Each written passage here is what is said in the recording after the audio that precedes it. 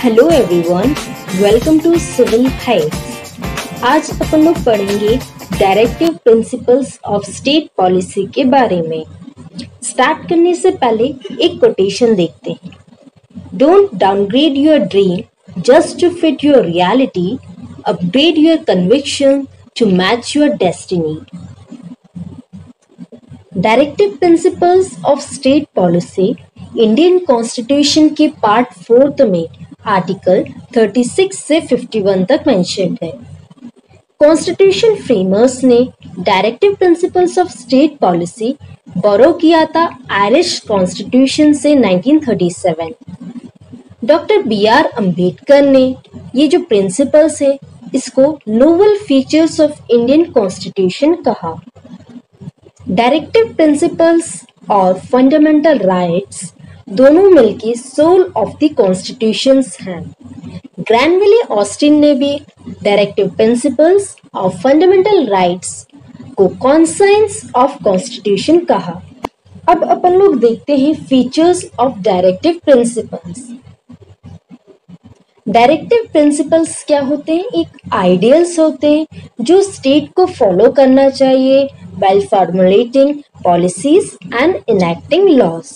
ये constitutional instructions होते हैं, रिकमेंडेशंस होते हैं स्टेट के लिए जब भी वो लेजिस्लेटिव, एग्जीक्यूटिव और एडमिनिस्ट्रेटिव मैटर्स से डील करे।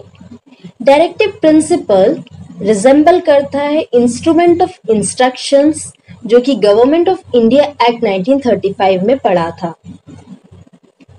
डायरेक्टिव प्रिंसिपल्स सोशल और इकोनॉमिक डेमोक्रेसी कंट्री में एस्टैब्लिश करती है और ये नॉन जस्टिसेबल होते हैं जो कि not legally enforceable by the courts in case अगर इनका वायलेशन हो। अब अपन लोग देखते हैं classifications of directive principles of state policy. इनको 3 कैटेगरी में क्लासिफाई किया गया है। एक है सोशलिस्ट प्रिंसिपल, एक है गांधीयन प्रिंसिपल और नेक्स्ट है लिबरल इंटेलेक्चुअल प्रिंसिपल। अपन बात करते हैं सोशलिस्ट प्रिंसिपल के बारे में। ये रिफ्लेक्ट करती है आइडिया ऑफ सोशलिज्म, प्रमोट करती है वेलफेयर ऑफ द पीपल और ये सोशल और इकोनॉमिक जस्टिस प्रोवाइड करती है। और अपन डिटेल में पढ़े तो आर्टिकल 38 में minimise inequalities in income, status, facilities and opportunities.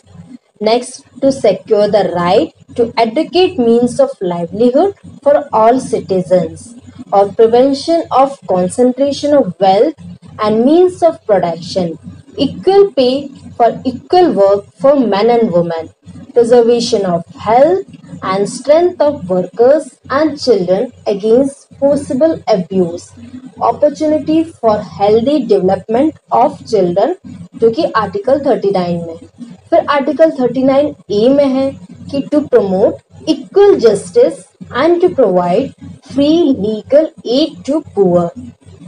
फिर है to secure the right to work, to education, to public assistance in case of unemployment, old age, sickness and disablement जो कि आर्टिकल 41 में mentioned है।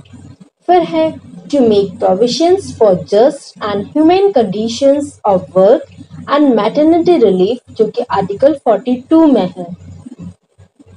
Next है to secure a living wage, a decent standard of life and social and cultural opportunities for all workers article 43 के according.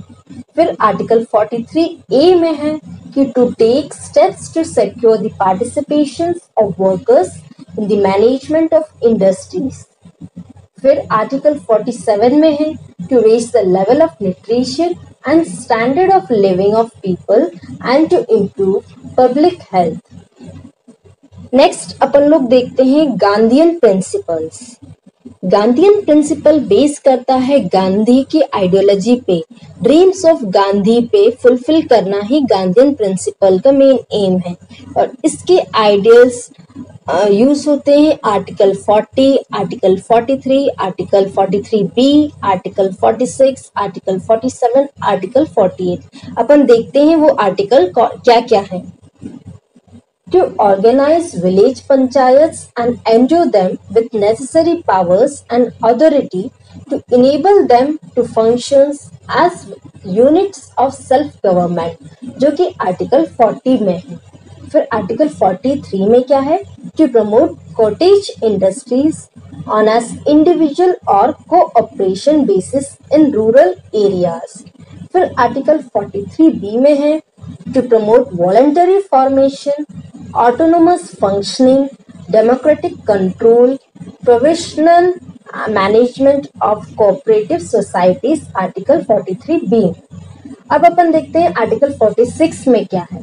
इसमें है कि to promote educational and economic interest of एससीज, STs and other weaker sections of society, और है to protect them from social injustice and exploitation.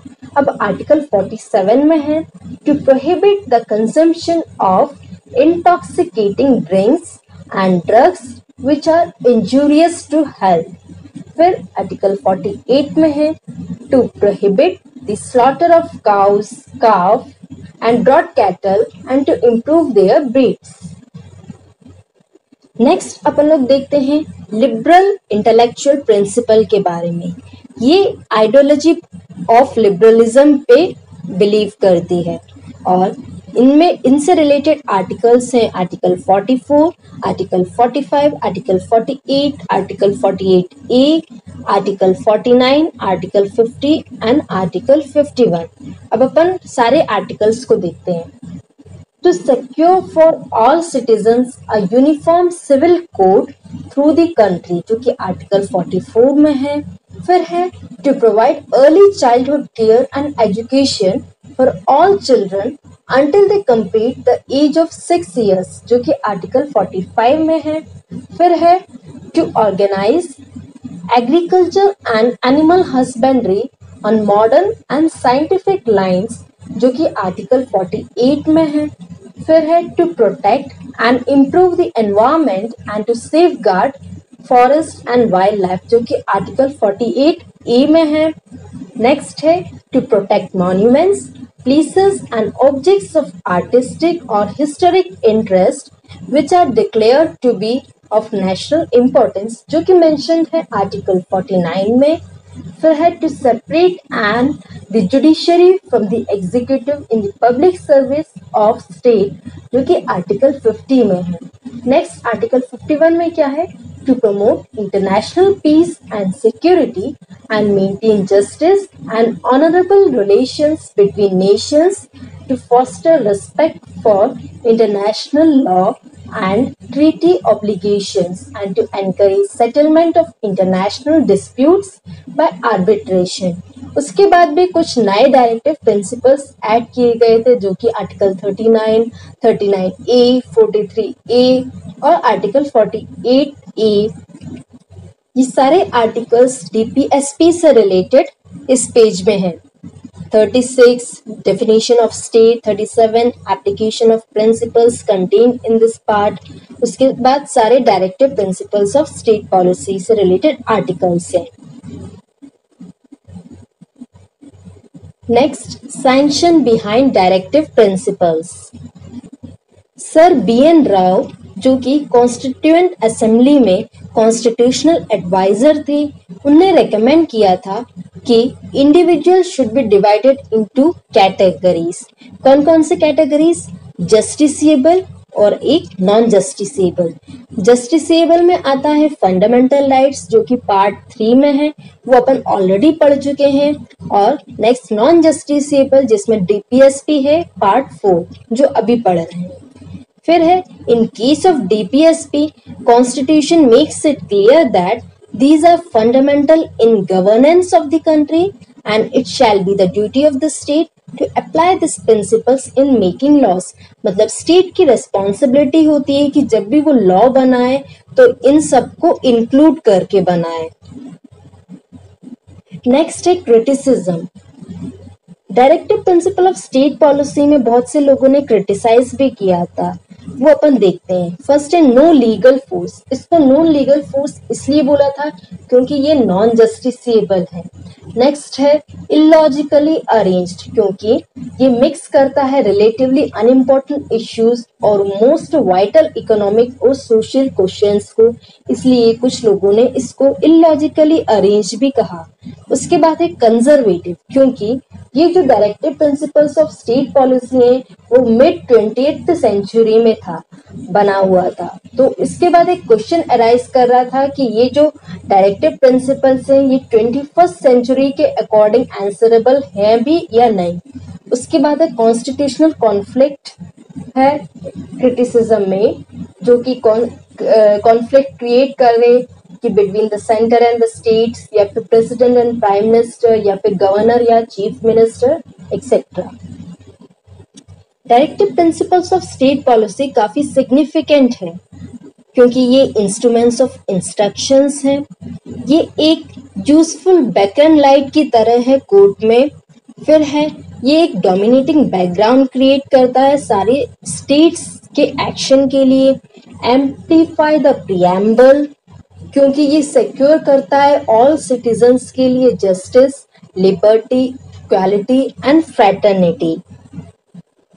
Next है directive principle of state policy facilitate करती है stability and continuity in domestic and foreign policies in political, economic and social spheres.